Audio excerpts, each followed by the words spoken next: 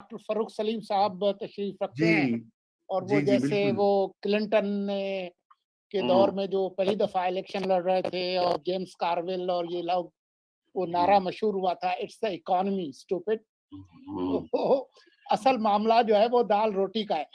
असल मामला दाल-रोटी का है, लेकिन इससे पहले कि मैं डॉक्टर साहब की तरफ जाऊँ, मैं एक कमेंट पढ़ना चाहता हूँ। अदनान काज़मी साहब ने ये यूट्यूब पे कमेंट दिया, उन्होंने कहा ट्रक अपनी बत्ती के साथ राउंड अबाउट में ही गोल फिर रहा है शायद।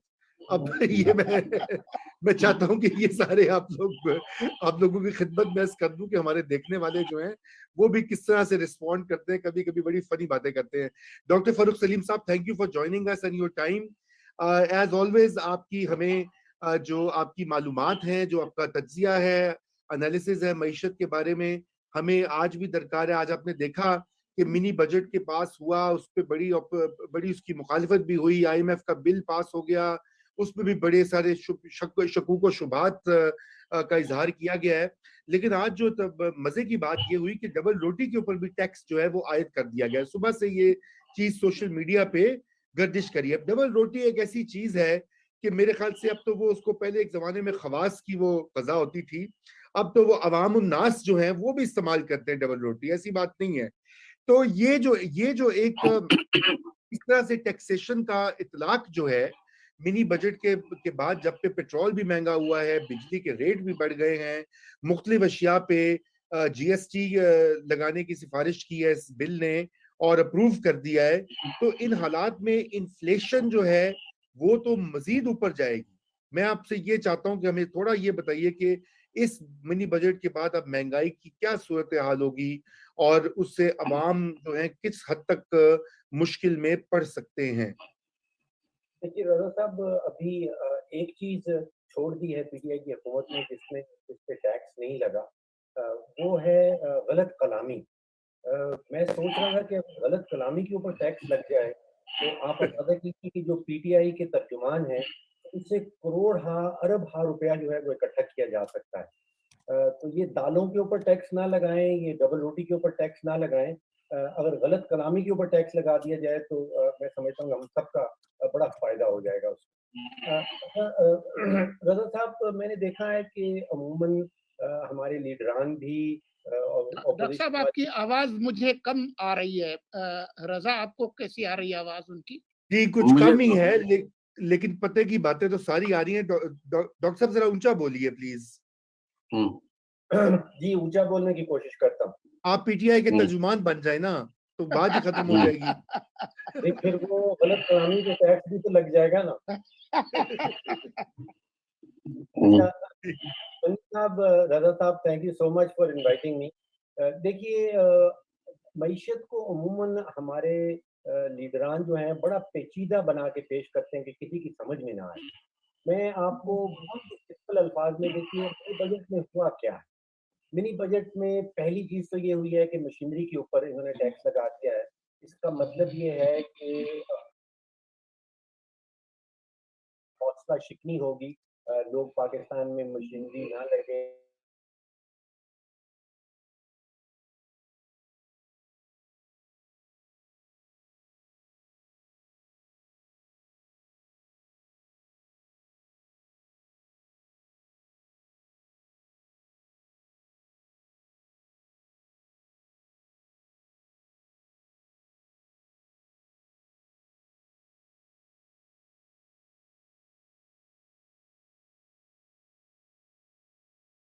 जो सवाल रज़ा साहब की उम्र नहीं उठाया जा रहा, मैं देख रहा हूँ, वो ये है कि मिनी बजट लाया क्यों गया? इसकी ज़रूरत क्या थी? क्यों?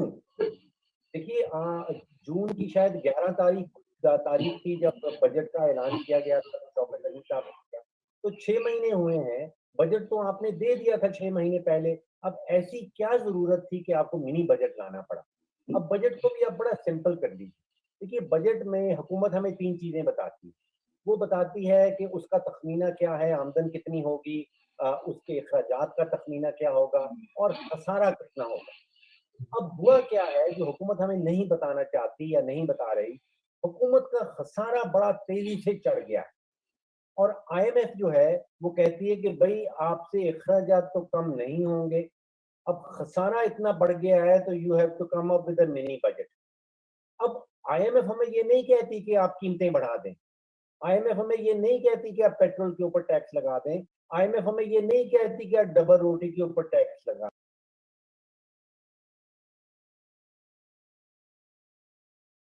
दें। वो ये कहती है कि आप खसारा कम करें। अब जब खसारा कम नहीं होता हुकूमत से, तो फिर मजबूरन उसको लाना पड़ता है मिनी बजट जिसमें टैक्स होता है। अब ये टैक्स लगा रहे हैं और ये आईएमएफ ने हमें नहीं कहा, आईएमएफ ने खसारे की बात की है। तो हम ढूंढते हैं कुर्बानी का बकरा।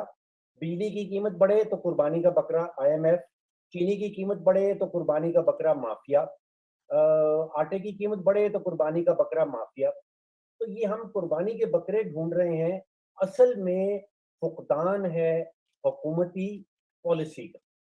ये जितनी महंगाई का आप जिक्र कर रहे हैं, जो अभी और मजीद आने वाली है। देखिए 300 और कोई 50 अरब रुपए का ऐसी टैक्स एग्जेम्पशन हैं जो वापस ले ली जाएंगी। अब जब वो वापस ले ली जाएंगी तो जो इंडस्ट्री का जो जिसके ऊपर टैक्स ज्यादा इजाफी पड़ जाएगा, चाहे वो अद्वियात की इंडस्ट्री हो, बाकी इंडस्ट्रीज हो, वो पास ऑन करती है, वो कंज्यूमर के ऊपर, वो आपको और मुझे ही देना पड़ेगा। अब वो हमें समझाया जा रहा है कि जी वो रिफंडेबल होगा और वो वापस हो जाएगा। आप सोचिए कि पिछले 15 साल से ये जो रिफंडेबल टैक्सेस की बहस चल रही है, कोई 7 साढ़े 700 अरब रुपए के टैक्सेस पड़े हैं जो हुकूमत ने रिफंड करने हैं, अभी रिफंड नहीं हो पा रहे हैं। फिर इसके साथ साथ आप देखिए वो सर्कुलर डेट क्यों बनता है बिजली का, जो कोई 2500 अरब पे पहुंच चुका है। तो अगर आप ये कह रहे हैं कि जी फार्मास्यूटिकल इंडस्ट्री जो है उसके ऊपर हम टैक्स लगाएंगे, फिर वो अद्वियात बेचेगी, फिर वो साल के बाद आप फॉर्म फिल करेंगे और वो आपको टैक्स वापस किया जाएगा। वो कब होगा और कितने पैसे वापस मिलेंगे? आपको और मुझे अद्वियात की कीमतें ऑलरेडी चढ़ गई, डबल रोटी की कीमत ऑलरेडी चढ़ गई। ये इम्पैक्ट आपके और मेरे ऊपर ऑलरेडी आ गया है। अब वो कहानी बताते हैं कि जी 350 अरब के टैक्सेस हैं, लेकिन सिर्फ 2 अरब रुपया जो है वो पाकिस्तानियों को देना पड़ेगा। वो बाकी 348 अरब जो है वो कोई मरीख में रहने वाले लोग हैं वो पूरा करेंगे। भाई जितना टैक्स लगा है वो सोलंकी साहब ने और रजा साहब ने और मैंने और मुजम्मिल साहब नहीं देना है। बिल्कुल, बिल्कुल ऐसी डॉक्टर बात है। साहब, ये तो शौकत तरीन साहब ने तो कौमी असम्बली के फ्लोर पे कहा था कि जी ये डबल रोटी, शीरमाल, जो दूध वगैरह, इस तरह की जो बच्चों की जो दूध वगैरह और जो फार्मूला मिल्क और इस तरह के जी खुराक, इस पे टैक्स नहीं होगा। तो फिर उसका क्या हुआ? और फिर जो दवाइयों के लिए भी उन्होंने कहा था कि क्योंकि हम सिर्फ इकोनॉमी को डॉक्यूमेंट कर रहे हैं, हम ये इतने टैक्स अवाम की तरफ नहीं जा रहे हैं। फिर दवाइयों की कीमतों में भी अभी इजाफा हो गया है। तो वो जो एक सैलाब था पहले ही महंगाई का, वो तो एक और आ रहा है।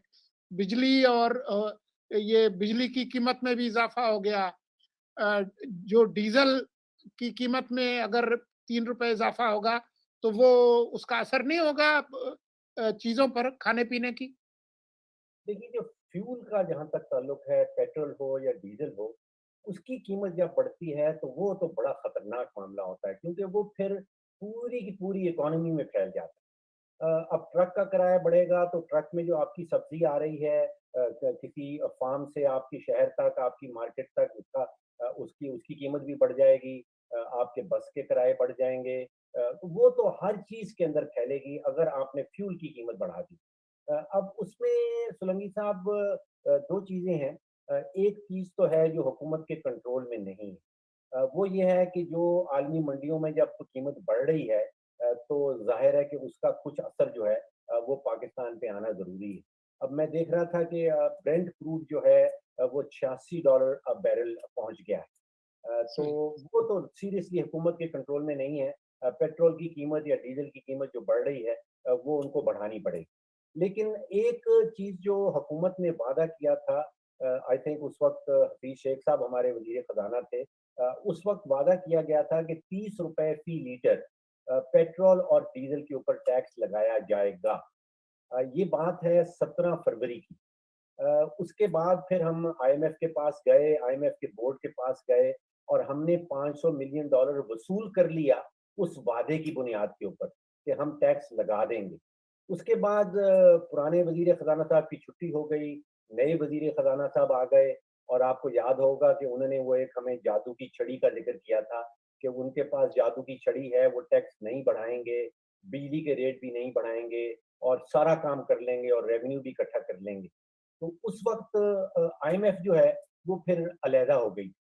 अब आप सोचिए कि अगर आप आईएमएफ की जगह बैठे हों और आप ये सोचें कि हमसे वादा किया गया था कि 30 रुपए फी लीटर पेट्रोल के ऊपर टैक्स लगाया जाएगा और आपने बजट में भी लिखा कि 610 अरब रुपया इकट्ठा किया जाएगा, उसके इव्ज आपने $500 मिलियन भी वसूल कर लिया और फिर बाद में आप मुकर गए। अब वो ये कहते हैं कि भाई अब ये जुबानी कलामी बात नहीं होगी, अब आपके वादे जो हैं वो हमारे नज़दीक उनकी कोई वैल्यू नहीं है। अब आप असेंबली के पास जाएँ, आप असेंबली से बिल पास करवाएँ, पूरी पॉलिटिकल बैकिंग का हमें हमें एक इशारा मिले कि पॉलिटिकल बैकिंग है और ये कानून बन रहा है। उसके बाद हम सोचेंगे कि आपको $1 बिलियन मिलना है या नहीं मिलना। सही। जी, तो ये डॉक्टर साहब थोड़ा-सा ये भी बताइए कि ये जो मिनी बजट के आपने तो सारे मुंदरजात देखे हैं, अभी तो इसमें तो बाकायदा डिबेट भी नहीं हुई, जो भी ऑपोजिशन की तरफ से सिफारिशात आई वो तो यकसर रद्द हो गईं। आप ये बताइए कि क्या आईएमएफ की कंडीशन को मीट करने के लिए कोई और तरीका भी था जिसपे अवाम को कम तकलीफ दी जाती और दीगर सेक्टर्स के ऊपर टैक्सेस या रेवेन्यू कलेक्शन या एक्सपेंडिचर कटिंग की जाती? जी, रज़ा साहब बड़ा वैलिड सवाल है और मैं आपको ज़ाती तजुर्बे से बता सकता हूँ कि मैंने आईएमएफ के मुआहदे बाकी ममालिक से, कई और ममालिक से जो किए जाते हैं वो मैंने खुद से पढ़े हैं। उसमें आईएमएफ आपको ये शर्त नहीं लगाता कि आप बिजली का टैरिफ बढ़ा दें। उसमें आईएमएफ आपको डायरेक्टली ये शर्त नहीं लगाता कि आप डबल रोटी की कीमत बढ़ा दें। उसमें आईएमएफ आपको ये नहीं कहता कि आप 350 अरब के टैक्सेस लगा दें। वो कहता क्या है? वो बिजली के शोबे से कहता है कि जी आप अपना जो खसारा आ रहा है, उसको आप खत्म कर दें। अब आप सोचिए कि मैं अपना घर का बिजली का बिल देख रहा था अ, अगस्त 2018 ये वो महीना है जब हुकूमत आई।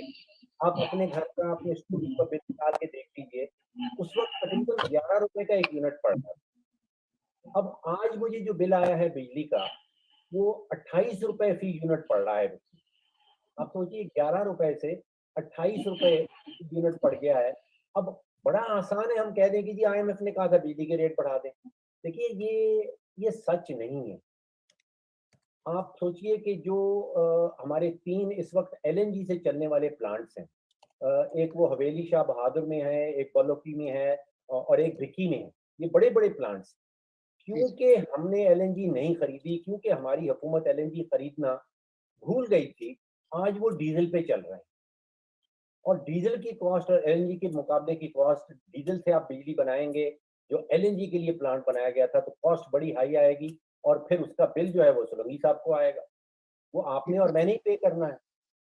अब दूसरी चीज़ आप देखिए कि एक तो हमने एलएनजी महँगी खरीदी और एक एलएनजी कम खरीदी या हम खरीद नहीं पाए, तो उसके उसके ज़ोर पे आपको एलएनजी वाले प्लांट डीज़ल पे चलाने पड़ रहे हैं।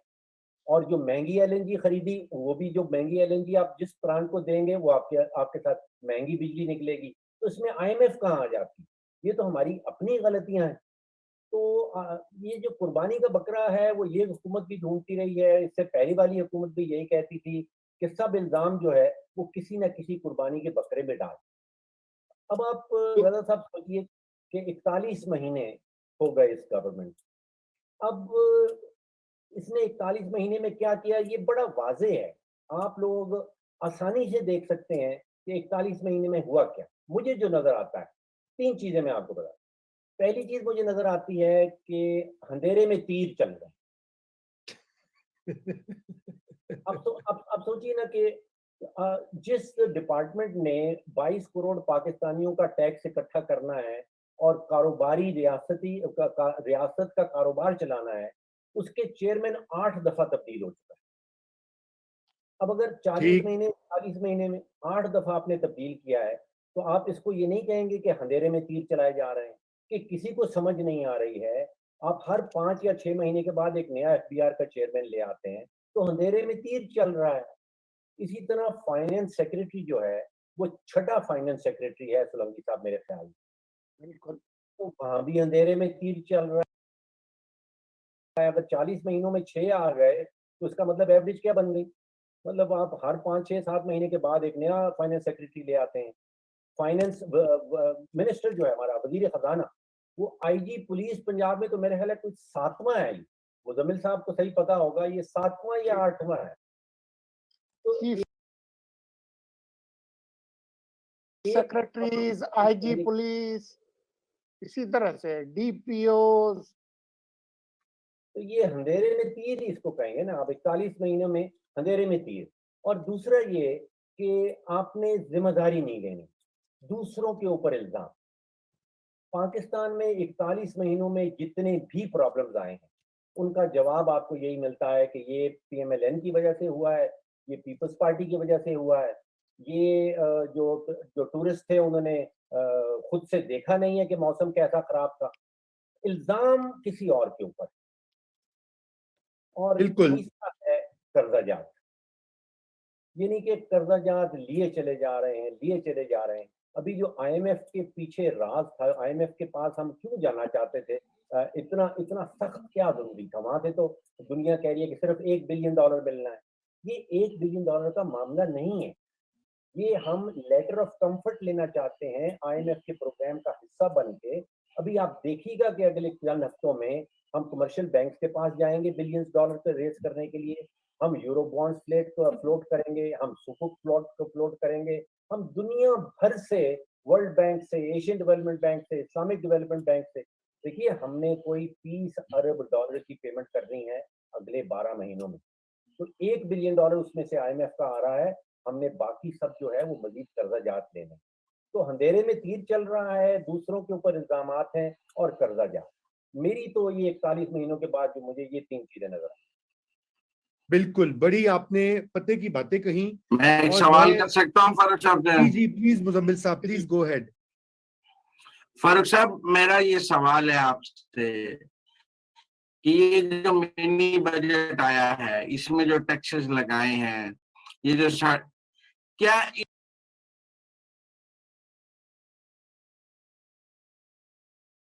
इस पर जान छूट जाएगी? इसके बाद ये बिजली की कीमत यहाँ रुक सकेगी? रुपए की कदर यहीं पे, डॉलर रुक जाएगा, सब कुछ ये मैक्सिमम पे हम पहुंच गए हैं या वो हो गया है? सोलंकी साहब ने भी डबल रोटी की जो है वो अपनी रसीद अपलोड कर दी, ठीक हो गया। यहाँ पर हम यहाँ से अपनी जिंदगी यहाँ से शुरू कर सकते हैं? बुरे दिन यहीं तक थे, ये पीक है उसकी या अभी आगे आनी है? मुजम्मिल साहब, इसका जवाब तो आपको पता है, आप मुझसे सुनना चाह रहे हैं। और सोलंकी साहब ने तो चक्की वाला आटा भी लेना बंद कर दिया है। उन बेचारों का हाल देखें, वो चक्की का आटा भी अब कह रहे हैं अफोर्ड नहीं कर पा रहे हैं। देखिए, सोल्यूशन जो है वो इस हाथ के अलावा कुछ नहीं हो सकता। बिजली का आप बिजली का जरा गौर से देख लें। बिजली में इस साल 470 अरब रुपए की, जिसको अंग्रेजी में कहते हैं transmission and distribution losses, Urdu में इसको चोरी कहेंगे आसान अल्फाज। 470 अरब रुपए की चोरी हो गई। ये आईएमएफ ने तो हमें नहीं कहा कि आप 470 अरब रुपए की बिजली चोरी करवा दें। उसके बाद जो रिसीवेबल्स कहलाते हैं कि अगर 100 रुपए का बिल भेजती है वो आपका, तो उसको 90 रुपए की रिकवरी होती है। 10% इनको वहां पे हो रहा है, तो वहां पे 224 अरब रुपए का नुकसान वहां पे। आप सोचिए कि एक कारोबार चल रहा हो जिसमें से 21 नहीं, 29 रुपए के यूनिट में ये सब बैलेंस हो गया ना, अब आगे 32 का तो नहीं होगा, 29 रुपए पे खड़ा हो जाएगा। ये सब कुछ 29 रुपए में हो गया ना। ये 470 अरब 220 अरब 29 रुपए में बैलेंस हो गया। अब मैं आपसे ये सवाल है कि 29 रुपए पे खड़े हो जाएंगे। अब आप मुझे ये बताइए कि आप एलएनजी किस कीमत पे लेंगे? आप एलएनजी कहीं भूल तो नहीं जाएंगे लेना? अगर तो फ्यूचर में भी यही चलता है जो पिछले 41 महीनों में चल रहा है। देखिए अगर तो एक प्रॉब्लम ये आ गया है आज कि डीजल पे बन रही है, 29 रुपए में बन रही है। देखिए जहाँ आज इस वक्त जो पाकिस्तान के प्रॉब्लम्स हैं वो जिस सिम से आए हैं उसी सिम से अगर आप तवक्को रख लें कि हमारे सॉल्यूशंस निकल आएंगे तो फिर ये गलती मेरी तो नहीं होगी। बिल्कुल बिल्कुल। मतलब आप मुझे कह रहे हैं कि यूनिट 35 रुपए का होगा, आप कह रहे हैं कि महंगाई और होगी यहाँ पर बस नहीं हो। देखिए 123 रुपए का डॉलर था जब पीटीआई की हुकूमत आई थी। आज अब दो किस्म के रेट चल रहे हैं। ये एक और नई बहस है। पहले ओपन मार्केट का एक रेट होता था, आप जाइए ओपन मार्केट वाले आपको एक रेट बताते थे। अब ये हुकूमती पॉलिसीज जो की हैं इन्होंने, अब आपको ओपन मार्केट में भी दो रेट मिल रहे हैं। एक चल रहा है 184 रुपए का और एक चल रहा है 178 रुपए का। अगर आपके पास बैंक से पैसे आ रहे हैं और बायोमेट्रिक करवाने के लिए आप तैयार हैं तो आपको 178 में मिलता है। अगर आपने बायोमेट्रिक नहीं करवाना और आपके पैसों का सोर्स नहीं पता तो फिर आपको 184 रुपए का मिलता है। अब जो बिजली आप बाहर से जब तेल खरीदने जाएंगे, डीजल खरीदने जाएंगे, कोयला खरीदने जाएंगे, एलएनजी खरीदने जाएंगे और आपके रुपये का यही हाल रहेगा तो फिर कुछ ही महीनों में ये 35 रुपए का यूनिट आपको मिलेगा। कुछ ही महीनों में आपको आपका बिजली का रेट बढ़ जाएगा। कुछ ही महीनों में आपका पेट्रोल मजीद बढ़ जाएगा, आपका डीजल मजीद बढ़ जाएगा। 4 रुपए तो फी महीना आपने लगाना ही लगाना है ना, उसके ऊपर जो टैक्स जो पेट्रोलियम लेवी लगा रहे हैं। तो आपको जवाब पता था, आप सुनना चाह रहे थे कि आपको 35 रुपए से कम का यूनिट नहीं मिलने वाला अगले 3-4 महीनों में। आप कुछ तैयारी करें। अब तो कर्जा जात भी स्टेट बैंक से हुकूमत नहीं ले सकती।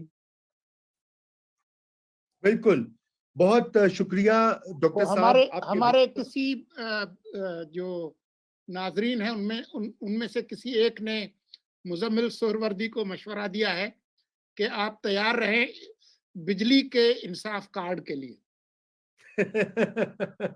बिजली कार्ड, सेहत कार्ड के बाद पेश है बिजली कार्ड।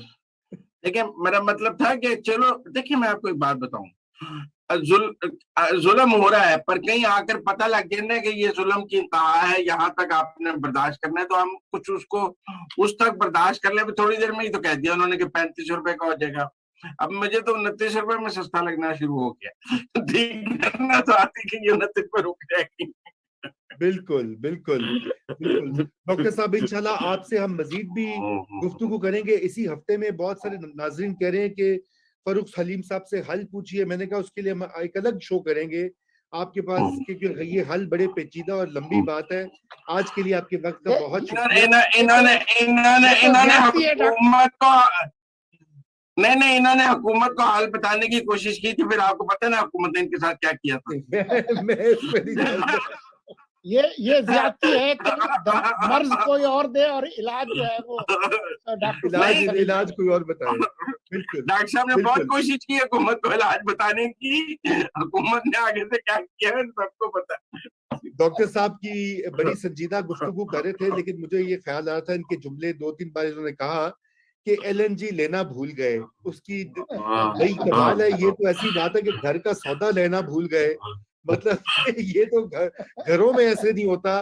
तो ये किस अंदाज और किस तरीके से हुकूमत चलाई जा रही है कि आपने मुल्क में गैस जो है उसको मुहैया करना है, चूल्हे ठंडे नहीं होने देने, पावर प्लांट्स चलवाने हैं, एलएनजी की आपको सख्त जरूरत है। उसके ऊपर करप्शन करके आपने जो है लोगों की नाक में दम किया हुआ है प्रोपेगेंडा का। और जब वक्त आया अपनी हुकूमत में होकर तो अब महंगी तरीन एलएनजी जो है वो खरीदी गई है और पाकिस्तानियों पे नाजिल की गई है। डॉक्टर साहब इसी के साथ शुक्रिया।